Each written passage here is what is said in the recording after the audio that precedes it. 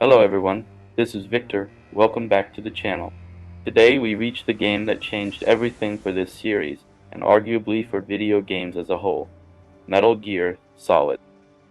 Released in 1998 for the original PlayStation, directed by Hideo Kojima. This is the story that took everything built in the first two games and turned it into something far larger. 6 years have passed since the Zanzibar land uprising. The year is 2005. Solid Snake is retired again, living quietly, when he is pulled back into a world he thought he had escaped. A nuclear weapons disposal facility on Shadow Moses Island, off the coast of Alaska, has been seized. The attackers are not outsiders. They are Foxhound, an elite American special unit. Foxhound is led by a man named Liquid Snake. His unit has taken the island's staff hostage, including the heads of DARPA and the Weapons Company Armstead, Donald Anderson and Kenneth Baker. Their demands are chilling: $1 billion and the remains of the legendary soldier, Big Boss. If refused, they threaten to launch Metal Gear Rex, a new walking nuclear platform. Unlike the bipedal tanks before it, Rex can fire a nuclear warhead from anywhere on the planet without a launch pad, completely undetected, completely unstoppable once airborne. The government cannot send a strike force without risking a launch. So once again they turn to one man capable of working alone, in silence, without triggering a response. Colonel Roy Campbell convinces Snake to take the mission. His support team includes Naomi Hunter, the physician who monitors Snake's vitals, and Mei Ling, who manages his equipment. He also has Master Miller, his old combat instructor, providing tactical advice, and Nastasha Romanenko, a journalist with deep knowledge of nuclear weapons and their history. Snake parachutes onto Shadow Moses alone, evading patrol dogs and armed guards in the freezing dark. His objective is simple to state and brutal to execute: stop the launch, no matter what. Early on, Snake meets Meryl Silverberg, a rookie soldier stationed on the island who refused to join the uprising. She is also, as it happens, Colonel Campbell's own niece. Snake finds a man claiming to be Donald Anderson locked in a cell, who gives him crucial information about Metal Gear before suddenly dying of what looks like a heart attack.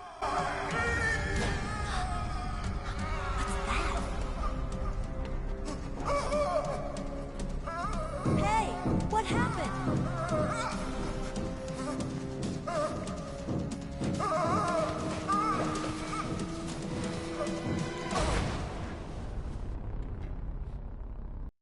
It is later revealed this was never Anderson at all. It was Decoy Octopus, a master of disguise, who had already killed and replaced the real Anderson before Snake even arrived. Snake continues deeper into the facility and faces Revolver Ocelot, Foxhound's gunslinger and interrogation expert.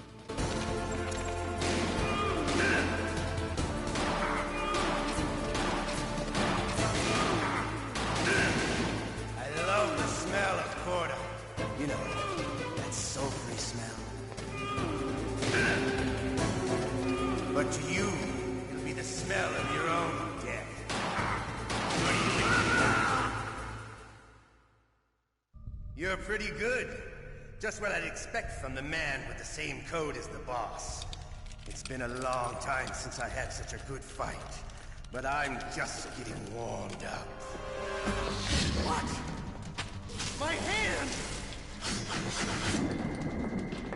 Psycho Mantis, a psychic who can read minds and move objects with thought alone, holding Meryl under his mental control. In one of gaming's most famous moments, Mantis appears to read the player's own memory card, commenting on other games they had played, before Snake breaks his control entirely.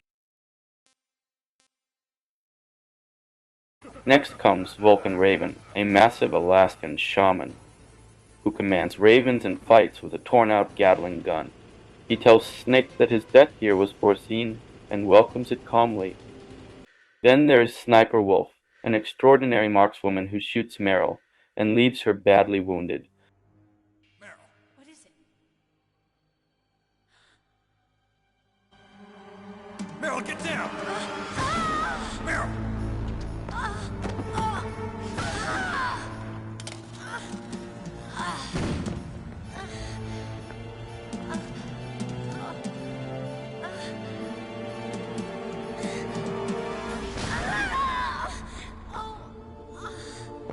forcing Snake into a desperate sniper duel across the frozen terrain outside.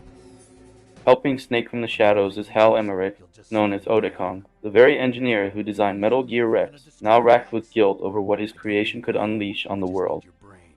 Otacon has fallen for Sniper Wolf, which makes Snake's eventual second duel with her, later in the game, one of the most quietly devastating moments in the entire story. I'm a sniper. Waiting is my job. Never moving a muscle. Concentrating. I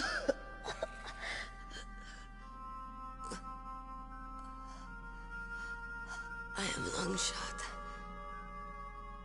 You cannot save me. Please. Throughout the mission, a masked cyborg ninja appears again and again, sometimes saving Snake, sometimes attacking him, never explaining himself until he finally removes his mask. It is Gray Fox, the foxhound legend Snake, once rescued from Zanzibar land years earlier. Believed dead, he survived.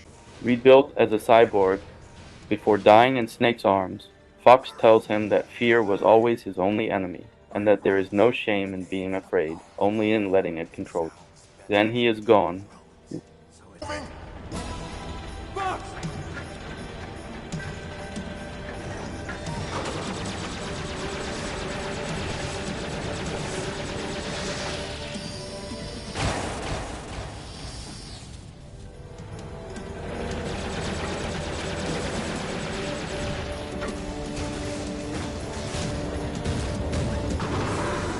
In the Middle East, we don't hunt foxes, we hunt jackals. Instead of foxhounds, we use Royal Harriers. Fox. How strong is that exoskeleton of yours? Snake, are you just going to sit by and watch him die? A cornered fox is more dangerous than a jackal. Destroyed the radome. Naomi Hunter then reveals something extraordinary. She is Gray Fox's adopted sister, raised by his family after losing her own parent. Everything she has done connects back to him. She also reveals what she has truly done to Snake. She injected him, before the mission even began, with a weaponized virus called Falk Die, without ever telling him the full truth. As Snake activates the final keys needed to access Metal Gear Rex, Liquid Snake reveals himself fully, and the voice Snake trusted as Master Miller this entire time was Liquid all along. Liquid had killed the real Miller long before the mission started, and impersonated him over the radio, feeding Snake false guidance disguised as the wisdom of an old friend. Then comes the revelation the entire story had been building toward. Liquid and Solid Snake are not simply soldiers who happen to look alike. They are something far stranger than that. They are the products of a secret program from the 1970s called Les Infiltrables, an attempt to clone the perfect soldier from the genetic code of Big Boss himself. Liquid believes he received Big Boss's recessive genes, while Snake received the dominant ones, a perceived injustice that has fueled his hatred and his hunger for revenge his entire life. Falk Die, the virus inside Snake, was never meant as protection. It was designed by the government to trigger cardiac arrest in specific genetic targets, Foxhound's members, one by one. One by one. The plan was always to use Snake as an unwitting carrier, a living weapon walking straight into the men the government wanted eliminated, so that Metal Gear Rex could be recovered intact. Liquid climbs into Rex to finish what he started. With Otacon's guidance, Snake exposes a weak point in the machine's sensors, bringing the walking nuclear platform crashing down for good. What follows is not a battle of machines, but of men. Solid and Liquid, Snake fight hand-to-hand atop the wreckage of Rex, brothers by blood, enemies by everything else that defines them. Before I forget, if you are enjoying this video, please hit that like button right now. It helps us more than you know. Subscribe to the channel too. It truly means everything, thank you. Snake defeats Liquid, but the fight is far from finished. The two men end up racing across the island in separate vehicles, Liquid pursuing Snake even as his body begins failing him. Bogdai finally activates inside Liquid. His vehicle crashes and he dies exactly as the virus was designed to make him die. The government's silent weapon completing its true purpose.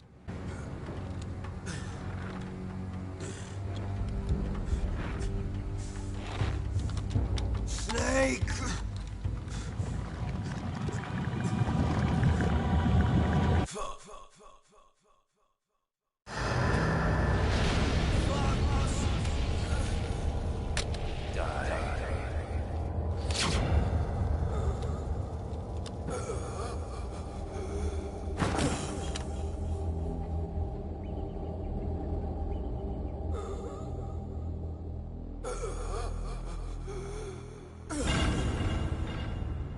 Naomi contacts Snake one final time.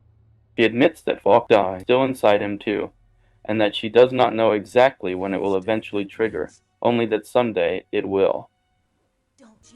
She also confesses that her reasons for infecting Snake were never simple revenge. Somewhere along the way, watching him fight, something in her changed, and she regrets what she did. Revolver Ocelot makes one last call to the President of the United States himself, revealing that he was a double agent all along, and that the President is secretly a third clone of Big Boss. Wiped out. Those two are still alive. The Vector? Yes, sir. Fox Die should become activated soon. Right on schedule. Yes, sir. I recovered all of Rex's dummy warhead data. No, sir. My cover is intact. Nobody knows who I really am. Yes, the DARPA chief knew my identity, but he's been disposed of. Yes, the inferior one was the winner after all. That's right. Until the very end, Liquid thought he was the inferior one. Yes, sir, I agree completely. It takes a well-balanced individual such as yourself to rule the world. No, sir. No one knows that you were the third one, Solidus. What should I do about the woman? Yes, sir. I'll keep her under surveillance. Yes. Thank you. Goodbye, Mr. President. Colonel Campbell, briefly removed from command during the crisis, ensures that Snake is officially declared killed in action, so the government will stop hunting a man who no longer exists. Depending on how Snake endured Ocelot's torture earlier in the story, the game's ending quietly changes, and Snake escapes Shadow Moses with either Meryl or Otacon by his side. Metal Gear Solid was a massive commercial and critical success, praised for its cinematic presentation, its voice acting, and storytelling far more ambitious than anything seen in games before it. It also broke the rules of its own medium on purpose. Psycho Mantis reading a memory card and a codec frequency printed only on the game's physical box, blurred fiction and reality deliberately. But underneath the spectacle, Kojima was building something more thoughtful. This is a story obsessed with one question: are we products of our genes, our history, or something we choose ourselves? Liquid Snake spends his entire life believing his genes condemned him to inferiority, to rage, to becoming exactly what his blood demanded of him. He never once questions that belief. Solid Snake represents the opposite idea entirely. He carries the same blood, the same legendary soldier's genetic code, and yet he refuses to let it define who he becomes, or what he does. Vulcan Raven accepts his fate calmly, almost peacefully, as something already written. Snake, by contrast, treats fate as something to be fought, questioned, and ultimately rewritten by action. The government conspiracy running underneath the entire plot is just as central to the theme. Bogdai, Les Enfants, Terribles cover up the secret cloning project, all reveal a world quietly steering its own soldiers. Even the president, the highest authority shown in the story, turns out to be another manufactured piece of Big Boss's legacy, suggesting that power itself may be just another kind of genetic theater. Kojima uses Shadow Moses to ask whether soldiers ever truly choose their wars, or whether they are simply shaped, engineered, and deployed by forces far above their understanding or consent. Foxhound itself becomes a tragic answer to that question. Every member, Ocelot, Wolf, Raven, Mantis, Octopus, is defined by trauma, loss, or manipulation long before Shadow Moses ever began. And yet Solid Snake's defining act, again and again, is refusal. Refusing to accept his genes as destiny. Refusing to accept Liquid's nihilism. Refusing to let his past dictate his next choice. That is the philosophy buried at the heart of Metal Gear Solid. Not a story about whether soldiers can win wars, but about whether any person, soldier or not, can be more than what created them. It is a question Kojima would keep asking, in different forms, for the next 2 decades of this series. But it begins here on a frozen island between two brothers who never really had a choice. Until one of them decided to make one anyway. I am leaving recommended videos on the card right now for you to check out next.